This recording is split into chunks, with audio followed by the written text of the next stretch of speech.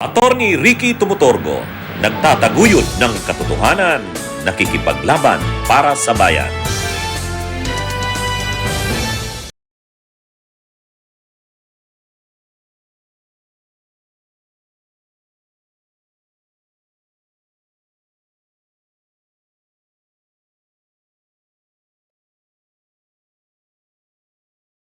Mga kabunyog, mga kababayan, magandang araw po sa inyong lahat. Welcome po sa isa na namang episode ng ating bagong segment, Ang Take Ko, Attack ni Attorney Ricky Tumutorgo. Ito pong bago kong segment, dito po ito sa Attorney Ricky Tumutorgo YouTube channel natin. Mayroon din po tayong Attorney Ricky Tumutorgo Meta or Facebook page. Kaya kung hindi pa po kayo nakasubscribe sa ating Attorney Ricky Tumutorgo YouTube channel, subscribe na po kayo.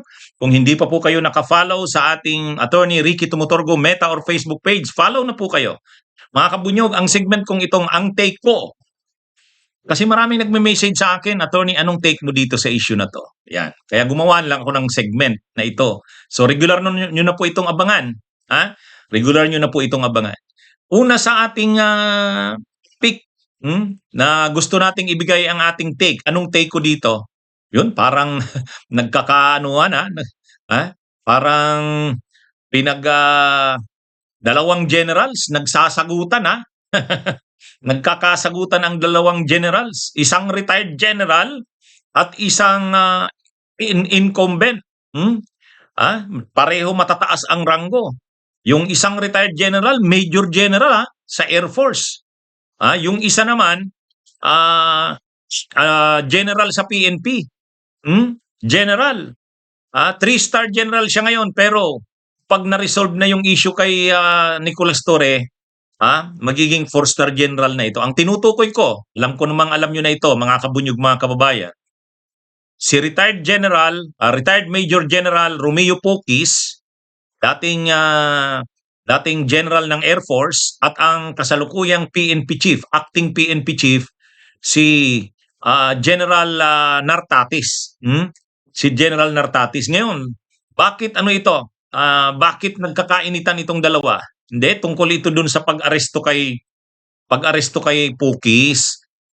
Syempre, yung mga generals na DDS, nakakampi tsaka yung mga retired na mga officials ng PNP, ay ng PMA, ay ng AFP pala.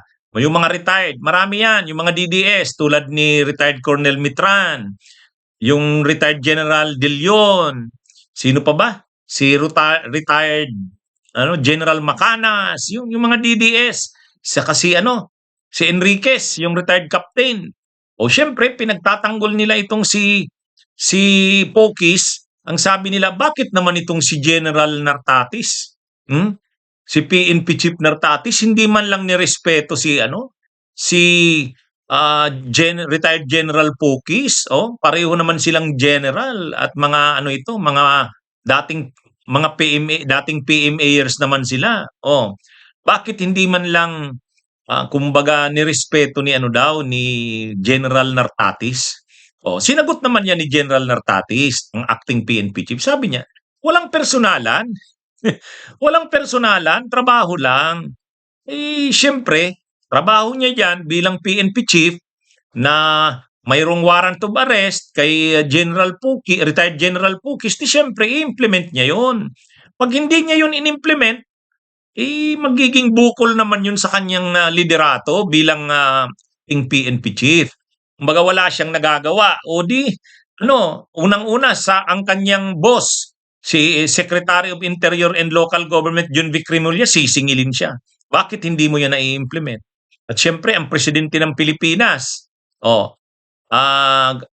sisingilin siya bilang acting PNP chief. Nung dating PNP chief si General Torre, pag mga ganyan, ang bilis ng aksyon ni General Torre niyan. Kung hindi niya maaaresto si retired General Poquis dahil retired general ito, parang mag-aalangan siya, medyo hindi maganda yan sa record ni General ni PNP Chief Nartatis. Kasi kahit naman yan retired general, kahit yan dating mataas na opisyal ng Sandatahang Lakas, Air Force, Major General pa, pag mayroon kang warrant of arrest, i-implement mo 'yan. Kaya sabi ni PNP Chief Nartatis, wag namang maghinanakit yung kanilang mga mista, yung kanilang mga dating kasamahan sa PMA at yung mga retired generals, retired military officers, wag naman daw maghinanakit sa kanya. Walang personalan. Trabaho lang naman, sabi ni PNP Chief Nartatis. Kumbaga, ang tagal na nga daw ng warrant of arrest na yan eh. December 9 pa pala. December 9 pa pala, mayroon ng order na arestuhin si retired General Pokis. Pinalampas niya pa daw yung Pasko eh.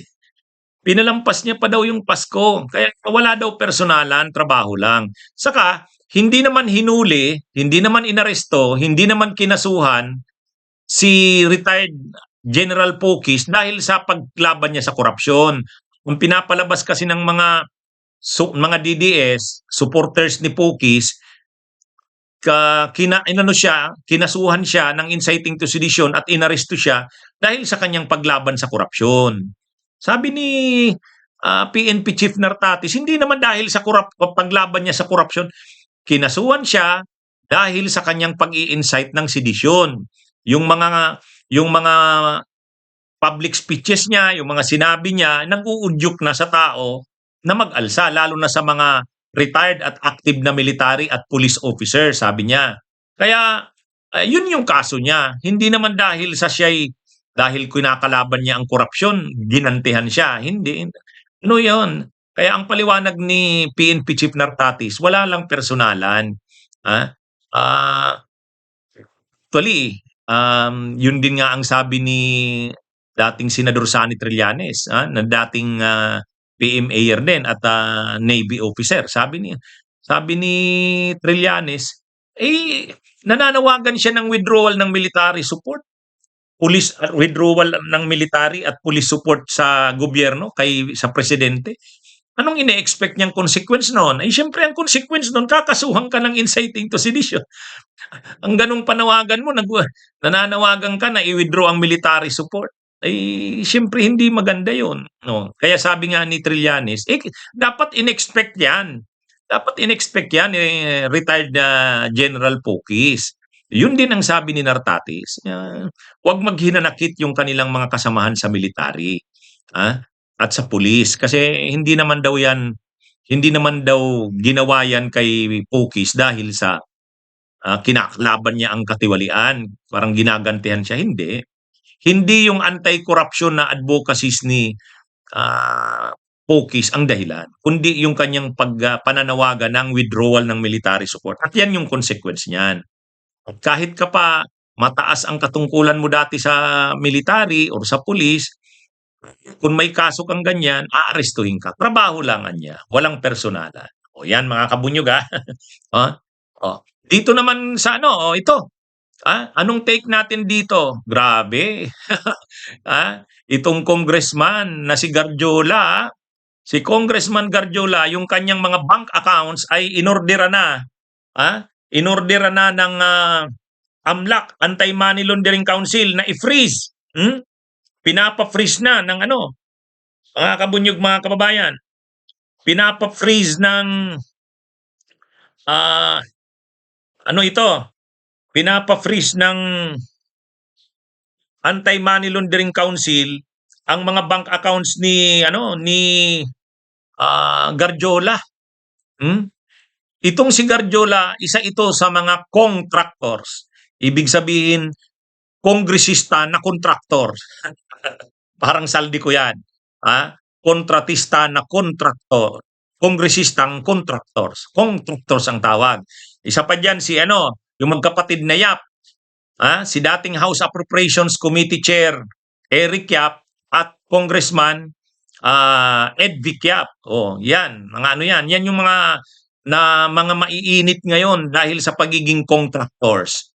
Yung magkapatid na Yap, si Saldico at saka itong si Garjola. Ayan. Itong si Garjola, party list ito.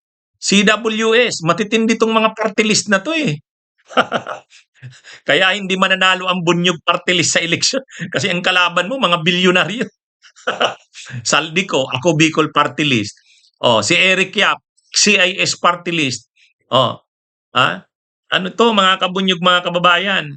Matitindi tong mga party list na to eh. Mga contractors na para makakuha ng ng mga pondo pa, kahit naman hindi sila pumasok sa politika, binibigyan na sila ng maraming proyekto.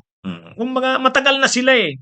Tagal na kontraktor sa gobyerno. Kaya lang, syempre, pag nasa gobyerno ka, makapangyarihan ka. O, di lalong na dati nang nakakakuha ng napakaraming project sa gobyerno, hindi pa nga sila politiko. Nung nagtayo sila ng kanya-kanyang party list, nakapasok pa sa gobyerno, lalong grabe ang nakuhang mga proyekto. Tulad ni Saldico, dati na yan na dati namang contractors na yan noon pa. Nagbuo ng party list niya, ako Bicol. Oh. Oh. Tapos ito rin si Garjola, CWS party list ito. Ha? Construction Worker Solidarity. Wow! Paano naging construction worker yan? Representative ng construction workers. Ay, ano ba yan? Si Eric Yap naman, yung party list ni Tulfo. Oh, ha? ACT-CIS party list. Ngayon, sila, itong si Saldico, yung Ako Bicol, ang dami nila. Ang korporasyon naman, ang construction company naman ni Saldico, yung SunWest. Ito naman kay Garjola, oh, ang mga pangalan ng construction companies ni Garjola ay ano, ha? Ang pangalan pala nito ni Garjola na kumpleto, Terso Edwin Garjola. Yun. Ha? Ang mga construction companies niya, Newington Builders Incorporated, Laurel Development Corporation, Das ang General Construction and Trading Incorporated. Uyo, dami ano. Alam niyo kung ilan yung bank accounts na na-freeze? Ha? Mga kabunyog, mga kababayan? Ha? 1,193 bank accounts. Wow! Kung pina-freeze ngayon ng AMLAC, Anti-Money Laundering Council, ay 1,193 bank accounts. Ha? Grabe, ano? Alam nyo kung ilan yung na-record na ano? Na deposits and withdrawals, yung transaksyon sa loob ng ano, ilang dekada na? Ha? Mula 2010 to ngayon, 2025. Ha? Halos ano, halos kalahating trilyon. Kasi 479.5 billion. Oh, sa loob ng 15 years. Imaginin nyo yan mga kabunyog. Nakita ng Anti-Money Laundering Council na sa 15 years na nag-ooperate itong mga construction companies ni Garjola, mga kabunyog, mga kababayan, 479.5 billion pesos na deposits at withdrawals ang nakita ng AMLAC. Ganun katindi. At saan na mga accounts yan? Ang mga accounts niya ay ito. Sa Asia United Bank, 495 accounts. Sa Development Bank of the Philippines, 201 bank accounts. Sa Philippine Business Bank, PBB, 125 accounts. Sa BDO Unibank, 117 accounts. Metropolitan o Metrobank, 142. Land Bank, 37. Tindi, ano? Ay, mga kabunyog, mga kabayan, malulula ka dito sa mga ito. Malulula ka. Kaya, at alam nyo pala, itong si Garjola, alam nyo kung saan pinakamarami yung transactions niya? Sa panahon mismo ni PBBM. Mga kabunyog, sa panahon mismo ni Marcos, 60% yata ng transactions niya nangyari sa panahon ni Marcos. Kaya matindi ito. Ibig sabihin, actually, simula pa siya kay Aquino, 2010 eh. Pero, kahit nitong panahon na ni Marcos, 60% ng transactions niya nangyari ngayong panahon ni Marcos. Doon sa sinasabi nating 479.5 billion. Kaya matindi ito. Alam nyo kung taga saan ito? Taga Batangas. Sabi ni Libeste, pinag-iinitan ito ni Libeste. Batanggin nyo si Libeste pero ini-expose na ito ni Libeste. Ang ang parang sinasabi nga, napapaboran ito dahil nung finance secretary si Laurel, taga Batangas din, Batanggenyo, magkakampi itong mga ito. Ayon sa kanila, magkakampi. Kumbaga, siyempre, si si Recto. Sorry, mali ako, si Ralph Recto. Oh, si Recto wala namang construction company. Ito ang mayroong construction companies. Oh, pero si Recto naman ang finance secretary. Siya naman ang nasa gabinete. Oh. Kaya alam naman natin na kapag mga finance secretary ka o lalo na ngayon executive secretary siya, maraming insertions na kaya niyang imaniobra. Nakita natin 'yan kay Amina Pangandaman. Nakita natin 'yan kay Lucas Bersamin. Oh, kung ikaw ay mayroon kang 15 billion na insertions na nakaalat sa'yo, allocable sa'yo, finance secretary ka, Ralph Recto, kanino mo ibibigay yun? O, pwedeng ibibigay mo yan kay Garjola. Bahala na kayo ng usapan. Ito naman si Garjola, matagal niya nang alam yung mga usapan na diskarte na yan, kaya niya na yan, makis-makisin. Di ba? Ang tindi mga kabunyog, mga kabayan ng pinagagawa ng mga ito. So ngayon, may order na ang AMLAC, i-freeze ang mga assets kasi napaka-irregular ng mga transactions. Imaginein mo, kalahating trilyon ang transactions mo sa period ng 15 years. Grabe. Kaya sabi ng AMLAC, i-freeze yan, iimbestigahan. Ito malamang, sabi, di ba, binalita na sa January 15 may sasampahan ng kaso ng mga senador at kongresista. 3 kongresista ang sasampahan, ang nakikitang sasampahan. Itong si Garjola, siyempre si Saldico, at saka pala yung magkapatid na Yap, Ed Vic saka Eric Yap. Yun, yung mga contractors.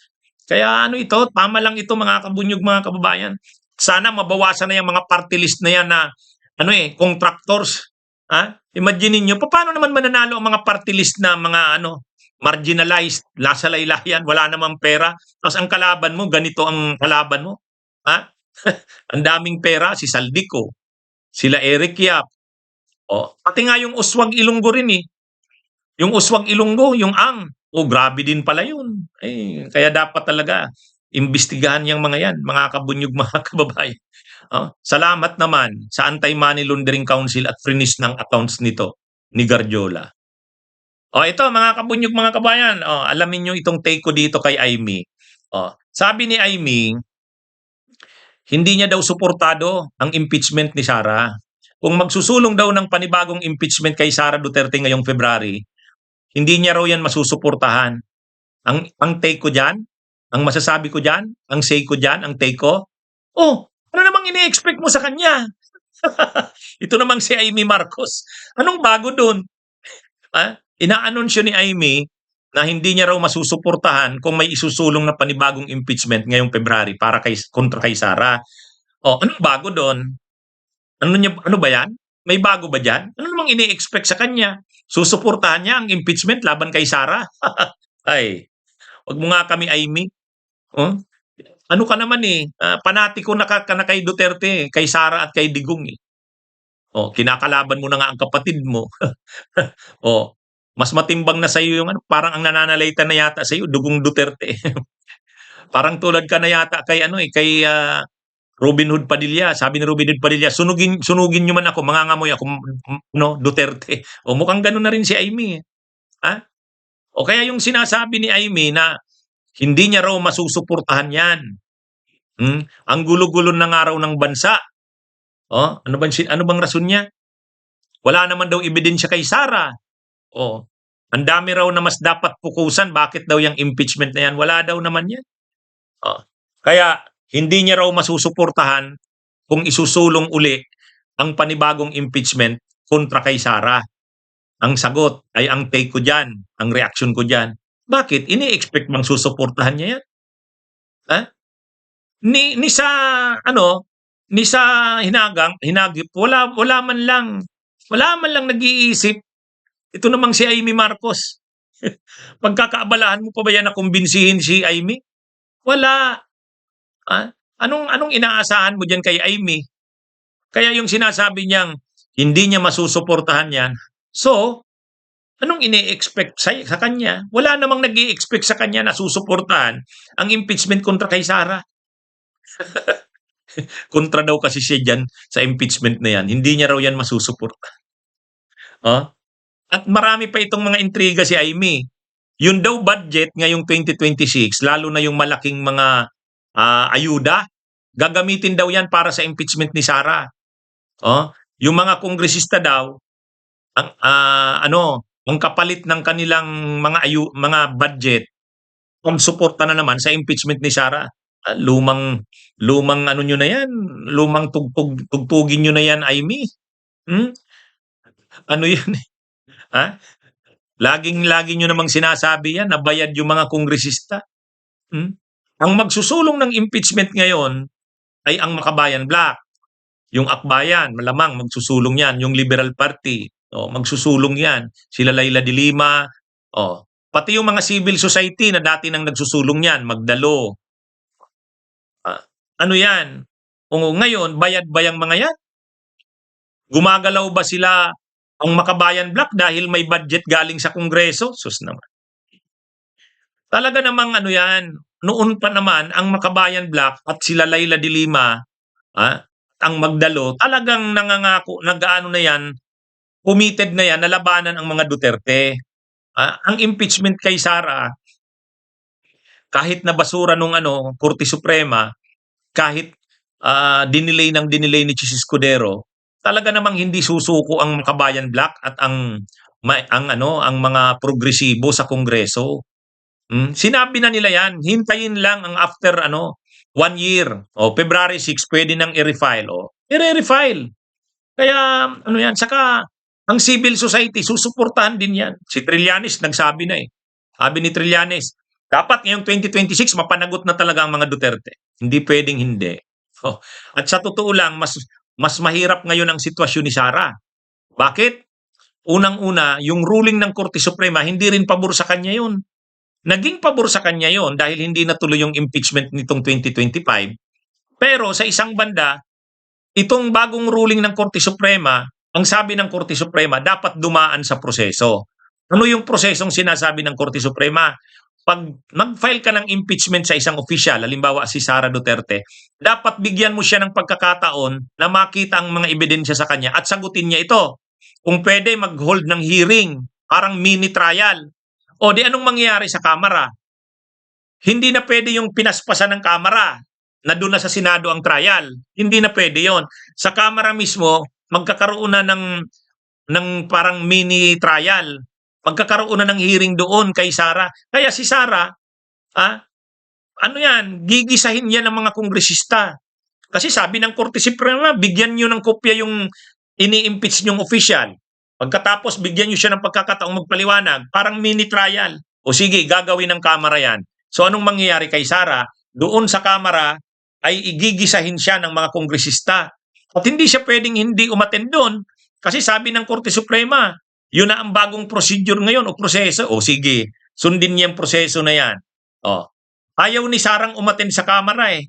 Gusto niya, bahala na kung mag-ano yung mga kongresista na yan, ipasa ang impeachment sa kanya. Pero ang sabi kasi ng Korte Suprema, may due process dapat. Bigyan daw ng pagkakataong magdepensa. O sige, pagdidepensahin ka sa Kamara.